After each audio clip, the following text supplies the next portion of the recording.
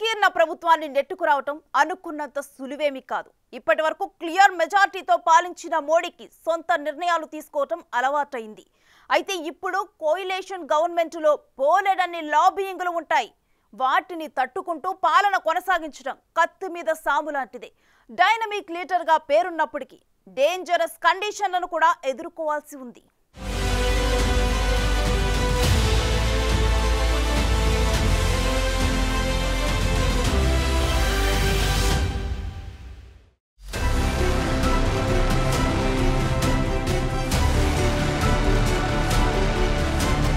పదేళ్ల clear majority తరువాత మోదీనే మళ్లీ సంకీర్ణ యుగాన్ని భారత రాజకీయాల్లోకి తిరిగి తెచ్చినట్లయింది.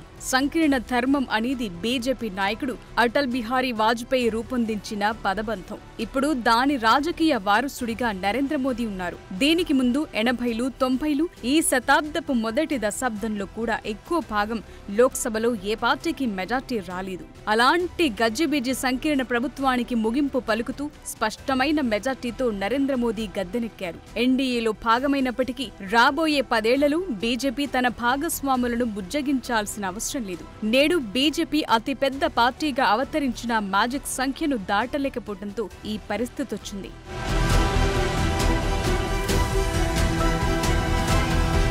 రెండు 2024 ఎన్నికల ఫలితాలు అధికారం దక్కించుకోలేని ఇండియా కూటమి కంటే పాలన కొనసాగించే బీజేపీకే పెద్ద దెబ్బ అని చెప్పుకోవాలి. 2019 ఎన్నికల్లో 303 సీట్లు, 2014లో 282 సీట్లు గెలుచుకున్న బీజేపీ ఇప్పుడు సొంతంగా మెజార్టీ సాధించలేకపోయింది. 2019 ఎన్నికల్లో 52 స్థానాలతో గెలుచుకున్న కాంగ్రెస్ తాజాగా 99 స్థానాలను గెలుచుకుంది. ఇక రాజస్థాన్, హర్యానాలో బీజేపీ వాటాను కైవసం చేసుకుంది. ఇదిలా ఉంటే ఇండియా కూటమిలో భాగంగా ఉన్న సమాజ్వాదీ పార్టీ ఉత్తరప్రదేశ్లోనూ, తృణమూల్ కాంగ్రెస్ పశ్చిమ బెంగాల్లోనూ ఘన విజయం సాధించాయి.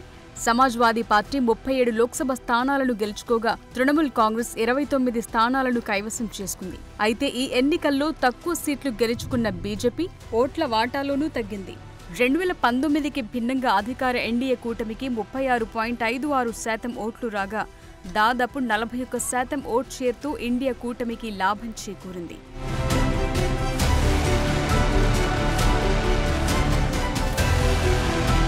నిజానికి బీజేపీకి కంచుకోట అయిన ఉత్తరప్రదేశ్లో ఘోర పరాభవం ఎదురవటం మోదీ ఫ్యాక్టర్ ఫెయిల్ అయిందనటానికి ఉదాహరణగా ఉంది. అలాగే ఇండియా కూటమి మహారాష్ట్రలో కూడా పుంజుకుంది. మొత్తం 48 స్థానాలకు గాను 30 పార్లమెంటరీ నియోజకవర్గాలను గెలుచుకుంది. ఇక బీజేపీ, ఏక్నాథ్ షిండే శివసేన, అజిత్ పవార్ ఎన్సీపీతో కూడిన ఎన్డీఏ సంకీర్ణం 17 సీట్లు గెలుచుకుంది.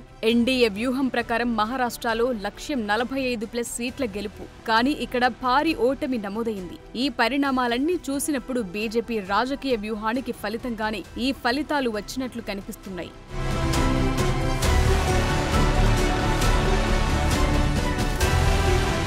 ఈ 10 ఏళ్ల కాలంలో బీజేపీ ప్రభుత్వం విభజించు పాలించు అనే సిద్ధాంతం మేరకే రాజకీయం చేసిందనే విమర్శలను కూడా ఎదుర్కొంది. బీజేపీ అధినాయకత్వానికి ఎవరు ఎదురు తిరిగితే వారిని జైల్లో పెడుతున్నారనే ఆరోపణలు ఉన్నాయి. ఈ నేపథ్యంలో సంకీర్ణంతో ఏర్పడిన మోదీ ప్రభుత్వాన్ని ఇరుకున పెట్టడానికి చిన్న పార్టీలు కూడా డిమాండ్లు పెంచే అవకాశం లేకపోలేదు. ఒకే జాతీయ పార్టీతో చేసే లాబియింగ్ కి, సంకీర్ణ ప్రభుత్వంలో ఉండే లాబియింగ్ కి చాలా తేడా ఉంటుంది. ఈ క్రమంలో మోదీ మూడోసారి పాలనను 3 చెరువుల నీళ్లు తాగించే వాళ్లు ఎక్కువగా ఉండొచ్చనే విశ్లేషణలున్నాయి.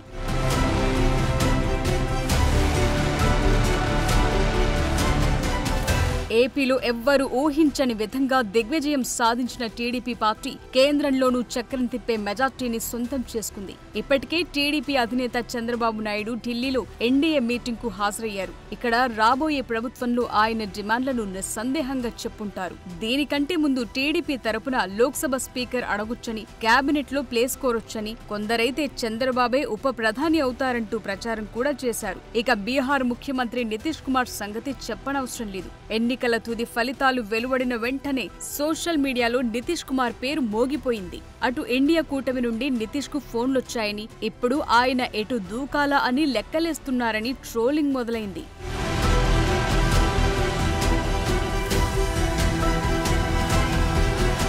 నితీష్ కుమార్ పై వచ్చే ట్రోలింగ్ల మాట అటుంచితే సుదీర్ఘమైన ఆయన అనుభవంలో నితీష్ చేసిన జంప్లు ఆయన నిలకడపై ఎన్నో అనుమానాలను రేకెత్తిస్తాయి. 1990ల నుండి నితీష్ కుమార్ పెట్టుకున్న పొత్తులు ఆయన క్రెడిబిలిటీని దెబ్బతీశాయనటంలో సందేహం లేదు. బీజేపీ నుండి విడిపోయిన తరువాత ఆయన్ను బీజేపీ అగ్రనాయకత్వం తీవ్రంగా విమర్శించింది. అమిత్ షా సైతం నితీష్ ను ఊసరవెల్లితో పోల్చారు. నితీష్ కోసం బీజేపీ ఇకపై ఎప్పుడూ తలుపులు తెరవదంటూ సంచలన వ్యాఖ్యలు చేశారు. ఇక నితీష్ కుమార్ కూడా ఏమీ తక్కువ తినలేదు. బీజేపీని అనాల్సిన మాటలన్నీ అన్నారు.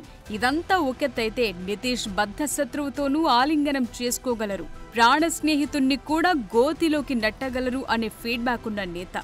అంతేకాదు సీఎం పీఠం దిగాలంటే అది పీఎం పీఠం ఎక్కిన తరువాతే అనేంత ముందు చూపున్న లీడర్ నితీష్ కుమార్.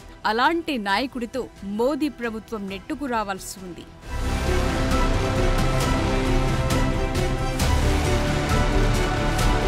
వాజ్పేయి తీసుకొచ్చిన సంకీర్ణ ధర్మం ఆనాటికి సరిపడి ఉండొచ్చు. అయితే ఇప్పుడు రాజకీయాలు దానికి భిన్నంగా ఉన్నాయి.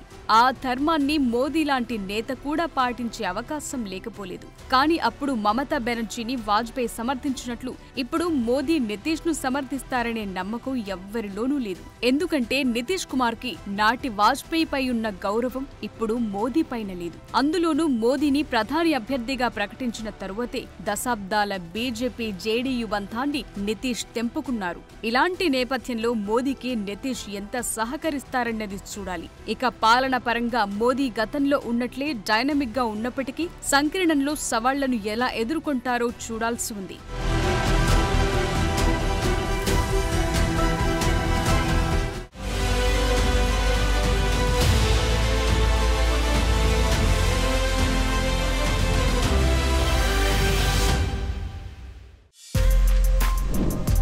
For more videos like this, subscribe Big TV channel.